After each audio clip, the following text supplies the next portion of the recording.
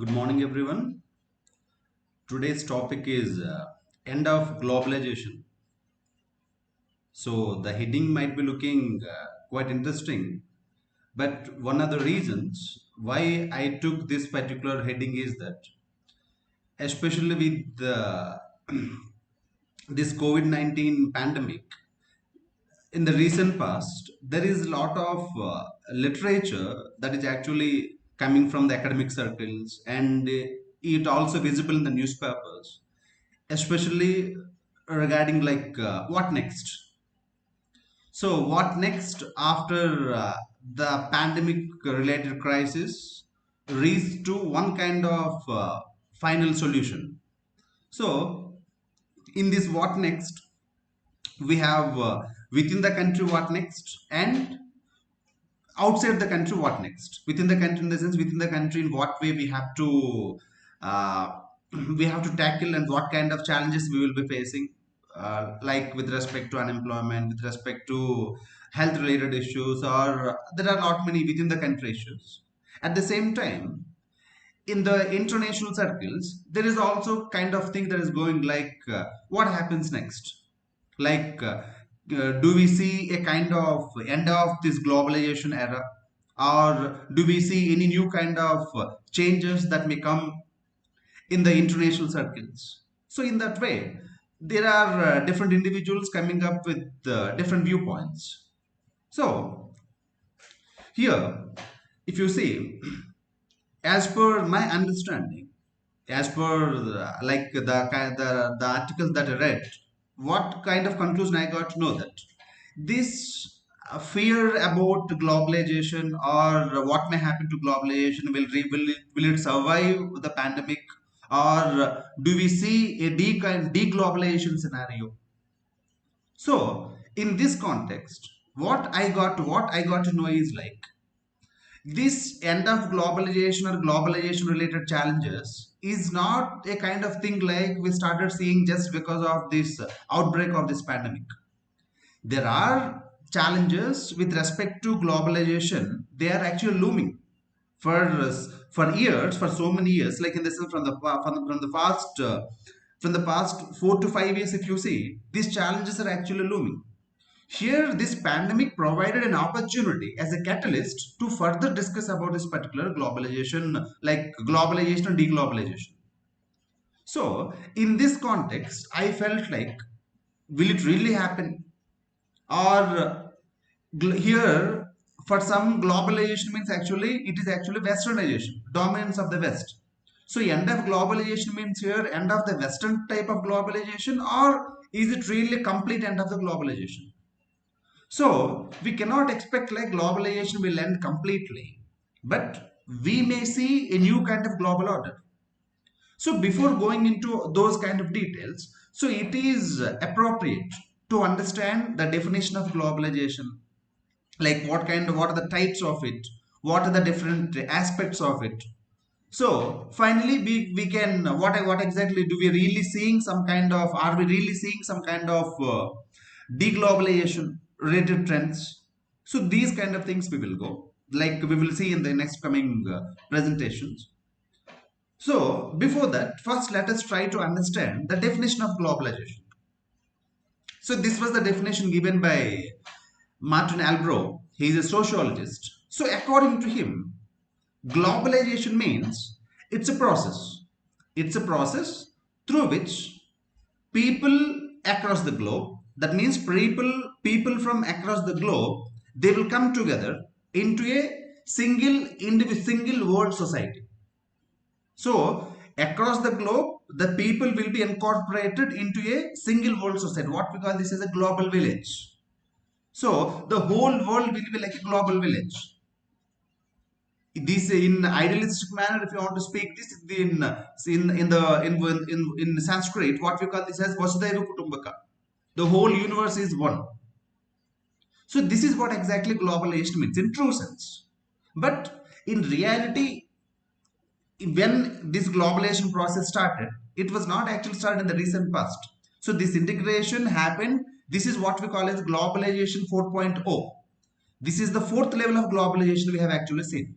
So in the pre-industrial times, that means in the pre-World War times, World War One times, we have seen one kind of globalization. After World War One till World War Two, we have seen one other kind of globalization. End of the Second World War, starting of the United Nations, till 1990s, we have seen another kind of global integration. And right now, we are seeing the fourth level. So now we entered into the fourth level. But this fourth level is more impactful. The impactful in the sense more number of people got connected across the nation states in the sense where across the independent countries, more number of people got connected. Here, technology played a very crucial role comparing with the rest of the three globalizations, like what we have seen in the pre-World War One, between World War One and World War Two, from end of the World War Two until 1990s. So here globalization means people used to come and get connected. But those times, the kind of impact this globalization got created was not much. Like it's not like the impact is quite high. But right now, on one side we have this technology that got integrated.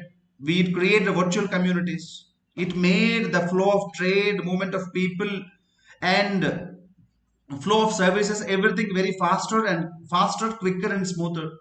So that's the reason. Now we are able to realize the impact of the globalization. Okay, so in that context, we should understand. So here, that's why here I have taken these four aspects from the International Monetary Fund, IMF. So according to IMF, you can view, that means in four aspects, you can see the globalization.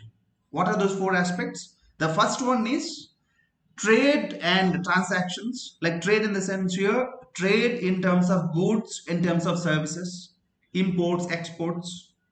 The next one is capital and investments, like the kind of capital that is flowing across the globe.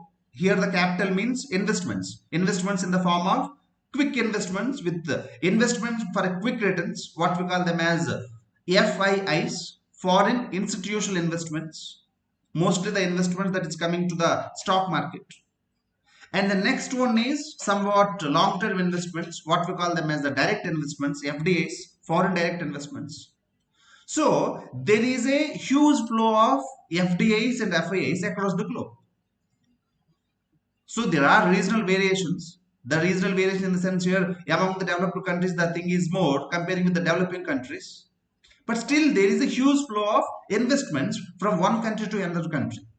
So here comes the movement of the capital and investments. And the third aspect is migration and people, movement of the people. Okay, right now in terms of tourism, in terms of people going from one country to another country in search of work, take for example India. India right now, it is the largest, one of the, like, as of now, it is the largest receiver of the remittances.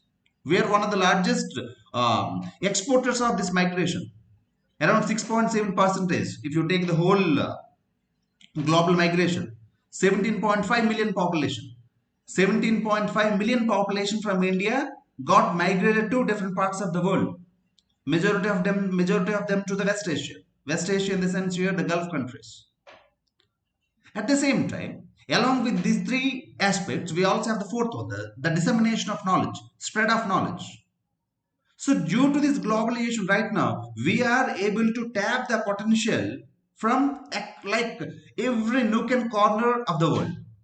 Every nook and corner in the sense here, across the globe right now, we can tap the potential. Where we can find the best. Sometimes if we are not able to get them, if we are not able to get it physically, at least we can get connected it through technologically, virtually. So in that way, globalization really provided ample opportunities for the mankind to grow and progress. So in that context, globalization will be definitely helpful. But it does not mean that it does not come up with any challenges. When you're importing the technology or when you're importing the services, it can be having two kind of impacts, the positive impact and the negative impact. Suppose, for example, when you're getting funds from outside the country. So the funds are coming to your country. So how these funds are coming? Like for what purpose the funds are coming up with? So there should be some kind of regulation. Suppose, for example, we have funds coming to the some of the foreign funds coming to some of the religious organizations, or some of the Indian non-governmental organizations, NGOs, they are receiving funds from Western countries or some the different countries. How the NGOs or the religious organizations are utilizing the funds? Are they using it for the good of the people or to promote enmity against the state? So here, who should be responsible? We should be taken care of it. So the government should take care of it. So that's why this globalization also comes with two sides, like the positive side and the negative side. So how we are able to sustain the positive side and how we are able to reduce the negative side, that depends upon our regulatory mechanisms. So in that context, we should understand these four aspects of globalization.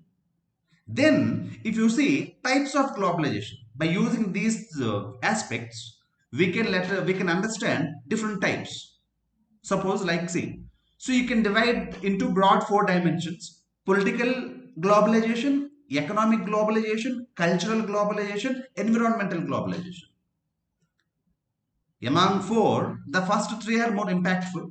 Of course, the fourth one also, but the first three are more impactful, especially in the academic circles. If you see what is this political globalization means, across the globe right now, the governments and the systems in the sense, so we have interconnected non-governmental organizations. Suppose take the case of Greenpeace International. Greenpeace International registered somewhere outside the country, but now they are operating in India. Oxfam operating in India. Next, what you call Bill and the Gates Foundation operating in India. So it means, so we have different non-governmental organizations and different systems. They are getting integrated and they are getting operated. So one country system will be influencing another country. So this is what we call as political globalization. So political interconnectedness across the systems. So for all these things, we have this United Nations. So United Nations is allowing all the countries to come to a single platform to discuss and share the ideas, especially under this United Nations General Assembly. So we have this WTO, World Trade Organization. So it provides, though it is economic related, but it is also kind of platform to share the ideas and to come up with some kind of economic regulations with respect to tariffs and non-tariffs, non-tariff related barriers. And if you come to this economic integration means interdependent. Suppose, for example, for Indian exports, certain other countries are depending. For example, for Indian, suppose we are importing the oil. For that, we are depending on the West Asian countries. So there is an economic integration. We are depending for the intermediary parts from China. So the majority of the world right now depending on China for the intermediary parts and the manufacturing products. And we have this cultural globalization. Cultural globalization means, so we are sharing different ideas. So different cultures. We are learning about it. So previously we used to have a lot of stereotype thinkings, prejudiced mindsets. But now, because of the sharing of the knowledge, so we are able to take away all those prejudiced kind of thought processes. So this is what we call as cultural globalization. We are sharing the values, we are sharing the ideas. So what things are happening in the West? Suppose, for example, if you see how in the West they're actually participating into the civil rights movement. So in India also we started practicing that. Suppose the way we are promoting our democracy, the West Asian countries they practiced it in the year 2011. What we call this Arab Spring. So in Arab Spring, so they want to practice the ideas of democracy, right? The ideas that are being promoted by the other democratic countries. So in this way, globalization allowed the countries to share the cultural values also. And the next one is environmental globalization. Right now, everywhere. So we are discussing about this environmental globalization. Suppose we have these Earth summits, what we call as COP, Conference of Parties. Almost this COP 24, the 24 Conference of Parties got ended. So we signed this Paris climate deal. So what all these are, so environment doesn't have any boundaries. So it's not like if there is a pollution in India, the pollution's impact will be there only in India. Its impact will also be there in other parts of the country and other parts of the world. So these atmospheric circles does not have any political boundaries. So they have their impact across the globe. So that's why there need to be economy, this environmental globalization. So these are the types of it.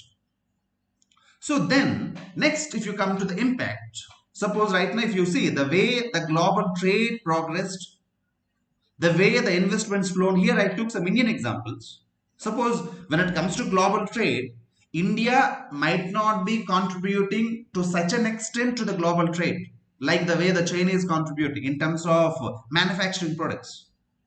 China is the largest exporter of the manufacturing products, merchandise exports.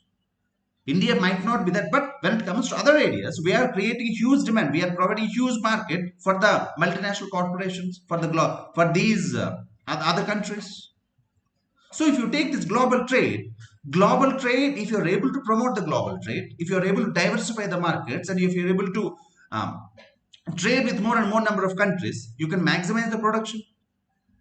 So we have different economic theories like David Ricardian theory and all.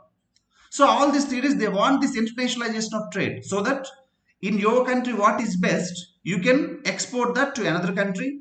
In another country, what is best that you can import to your country. Here we have this example. Suppose, for example, we have more of agricultural produce, so we can export that. So we can import oil from the West Asian countries. We are exporting our horticulture and agriculture product to the West. We are importing technology from them. So in this way, international trade and this actually this global trade, so that actually creates, like, it provides employment opportunities. It allows countries to get more amount of foreign exchange reserves. Foreign exchange reserves means the reserves that you keep in another countries, especially in the what you call standard currencies, what you call them as these reserve currencies like dollar, euro, yen, yuan, and pound sterling. We have 5 reserve currencies. So because whenever you have any kind of crisis related situation, you can use that money, the foreign exchange reserves, to get to purchase the imports. Okay, so the next one is investment. Right now, if you see the kind of trends, foreign direct investment inflows, see the year 2000, just 4 billion. Right now, 64 billion, 16 times rise. So what this foreign direct investment comes with? It not only comes up with the investment, it also comes up with technology. It also comes up with the marketing expertise. It also comes up with the best management practices. So these all are the advantages of these foreign direct investments. So these all we are getting in what way? Because of this globalization, right? Because we got connected. So we are part of the WTO, World Trade Organization. So with that, we are able to deal all these economic related activities. So then we have this migration. As I mentioned, 40% of the international migration is from the Asian countries because the population is more. So due to this globalization, because majority of the two-thirds of the world's population is in Asia. So if globalization happens, there is a movement of the people to different parts of the world. There they will produce. Where there is a like there is what you call there is less of labor, there is requirement of labor, there these people will be going and providing the services there, and in turn they're getting the remittances. With those remittances in their home countries, so they are contributing for their country's GDP. Take for example India, 17.5 million population of the country, they are being migrating to other countries. In terms of the percentage in world share, it is 6.4 percentage. And in the some of the Indian states, suppose if you see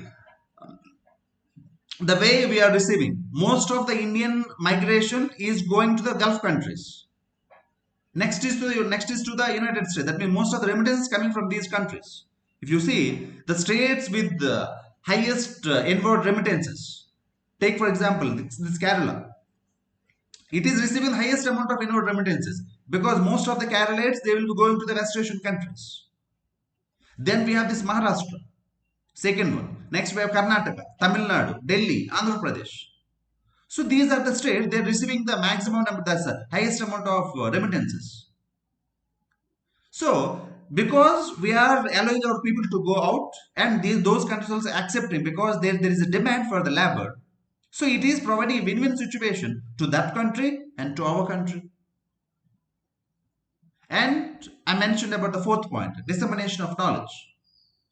It is the globalization right now. Globalization with the help of this technology, with the help of the internet, it made the services very easy for us. Like right now we have this tele-education. So we have this tele-education became possible on one side because of the internet. On the other side, if you do not go for the globalization, so there is a very potential market in India, and America wants to come and participate here by providing the technology. If you do not go for the globalization, how can we tap the best practices of USG? Understood? So dissemination of knowledge also happening under this globalization. So when we have these many added advantages, then how can you think that if you go for deglobalization or the protective measures, the world can survive? Right now we got in such a way, we got deeply interconnected. Now expecting that we will end up with the deglobalization is a far distant dream. It won't happen. So what may happen is like right now, if you see, especially the fourth wave of globalization, if you see, especially from the 1990s, it is mostly dominated by the West in terms of technology, in terms of knowledge transfer, dominated by the West. Right now, the West, due to its internal challenges, might retreat. The West might retreat, but when it comes to the other developing economies, these countries they will come together. So this is what will happen in the coming days, in the coming years ahead. If the West doesn't want to participate heavily, then India and the other emerging economies, like especially China and the East Asian countries, like Asian countries, they will take these responsibilities. If you see yesterday's, day before yesterday's um, speech by Prime Minister, he used one word, what is called that as Atmanirbhar. When he used the word Atmanirbhar, it means self-reliance. He also mentioned one particular point very clearly. For us, self-reliance does not mean completely protecting ourselves. For us, self-reliance means we will strengthen our economy, we will strengthen our infrastructure, we will strengthen the skills of the demography, like our population. We will strengthen our systems with the help of technology. We will create demand. He mentioned 5 words.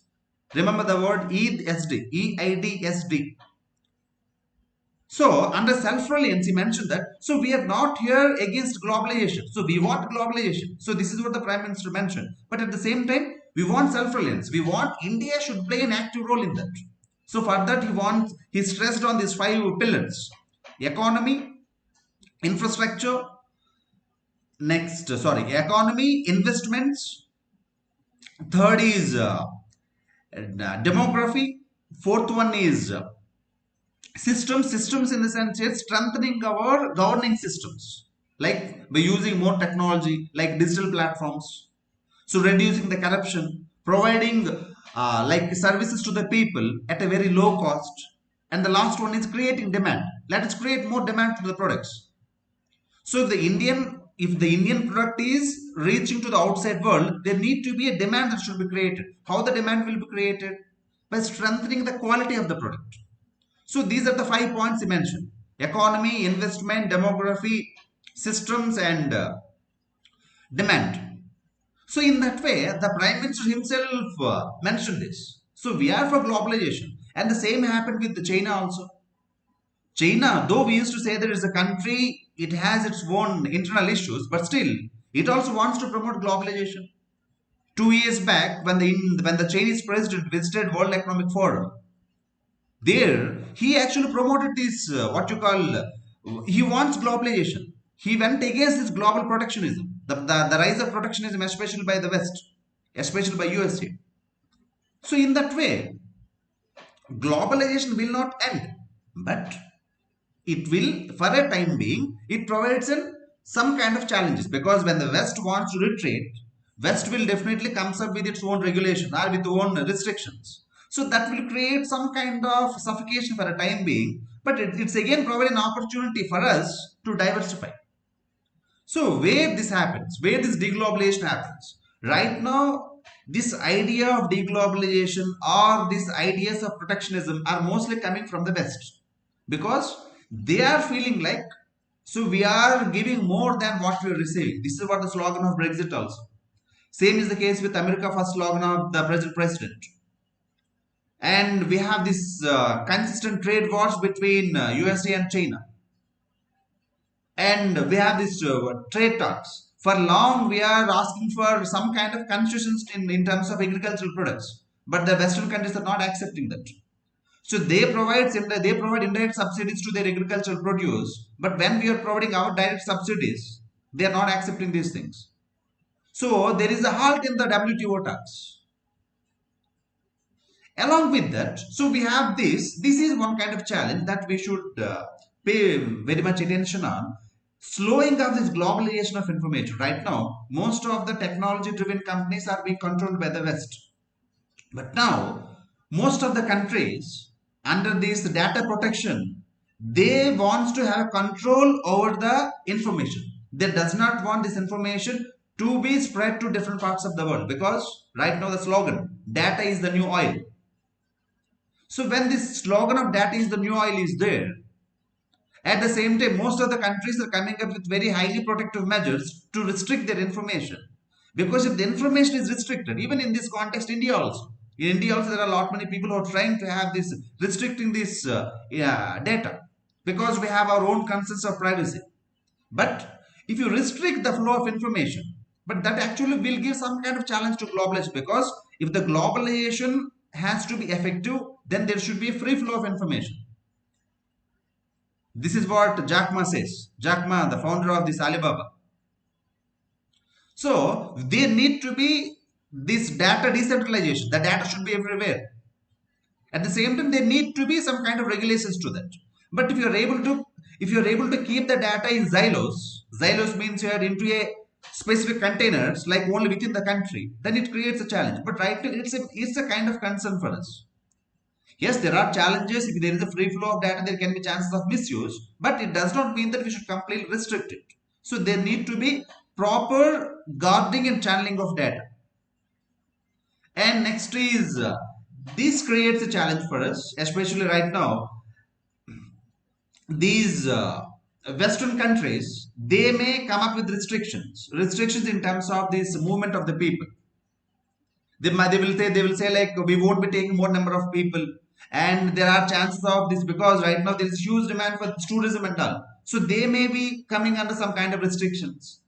And we have the challenge of xenophobia means fearing of a foreigner. So they think like right now even in the West also they have this thing like Indians are coming there, Indians are going to the West, they are earning more comparing with the locals. So it creates a kind of challenge to the foreigners there. So it creates some kind of like some kind of fight or some kind of violence against the foreigners. So these kind of challenges can happen.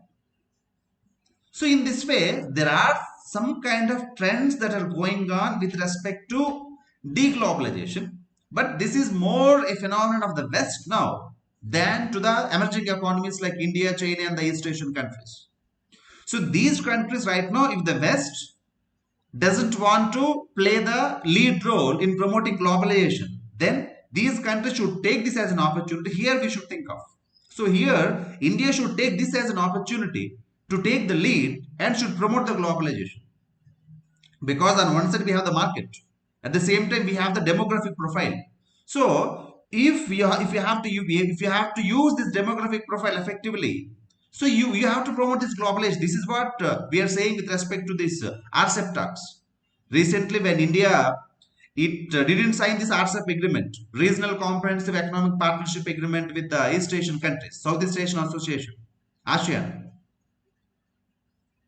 The reason is that so we want movement of the people also, because we are providing access to the markets. At the same time, we want our people to move to those places. This provides a win-win situation. If not, it shouldn't be a one-way direction. It should be a two-way direction, or it should be a what you call multi-way. From different countries, the information has to come and the information has to go. People has to come and the people has to go. So this provides a win-win situation. So this is where we are trying now. So in that way, you can promote globalization, because now the West want to retreat. If the West is retreating, there is space that is being created. Let us try to fill that space. So we no need to feel, we no need to worry about something will happen to the globalization, because globalization is given. So it will be there. But who will be playing a crucial role, that matters, because for a time being the West dominated. Now it's the time for the Asian countries to dominate. It's not domination, it is promoting globalization. So then finally, what should be the way forward then? So then if the globalization has to be sustained, then we need to have global institutions. So for that, we have to strengthen the United Nations system, and we should resume WTO talks. At the same time, we should encourage this philanthropy. Philanthropy means here like encourage more amount of funds to the poorer countries, and we should demand more like what you call credit from the IMF and the World Bank. If they are not able to do, then let us what you call let us widen the scope and give more importance to the other institutions like ADB, Asian Development Bank, Asian Infrastructure Investment Bank. We have this new development bank of BRICS. So let us give more importance to these new financial institutions. And you will see, if you see here, strengthening of this regional trade. Strengthen the regional trade, because if you right now, the regional trade is more than the global trade. If you take the whole global trade, so let us strengthen the regional agreements. Like suppose we have the SAFTA. So for this, Pakistan is not accepting. So let us keep the Pakistan aside. Go for the SARC minus. SARC means including Pakistan. SARC minus means taking away Pakistan. Let us promote the regional trade. Let us strengthen the regional trade, like the way the European Union did, and go for this, like what the kind of example that India, like that the India provided to the world in the recent past by exporting this hydroxychloroquine. So during this crisis, on one side we are also facing the challenges with this pandemic, but still we exported, because we want our ancient principle like Vasudhaiva Kutumbakam should be sustained. So we want to help those who are in needy. So these kind of things, they will create a kind of confidence, or they give some kind of examples to the world. So like that, yes, globalization will be having challenges in the coming years ahead, but still, if the current players are retreating, then the new players will come and fill. So in that way, globalization will be there. But the thing is, these challenges we have to overcome. For that, we have to strengthen the multilateral institutions and the kind of points that we mentioned right now. On these points, we have to pay more attention on. So with that, I am ending the session. Now I am posting the question here. You can see this. Why there is a growing concern that the globalization in the coming years will face threats from protectionism? What should we do to overcome these threats? Like what I mentioned, from the given information, you can write a 250 words answer. If you want, you can add some extra information also. So with that, I am ending the session. Thank you.